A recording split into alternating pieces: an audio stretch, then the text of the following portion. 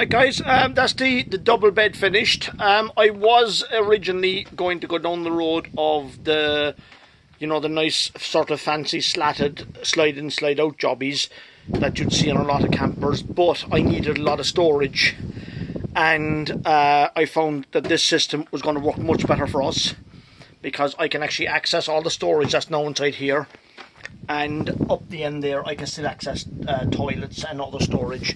This is all this is basically is it's a loose piece of ply that I just sit up on top of this, cushion goes on top, job done.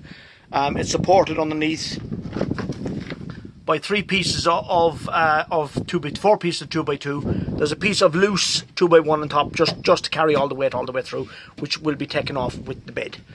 So guys, that's the bed done. Takes the weight, fits lovely, there's no movement, so I'm happy out with that. Okay, I move on now. We'll get the old door panels finished and a couple of more small little bits and pieces, and then we're ready for paint.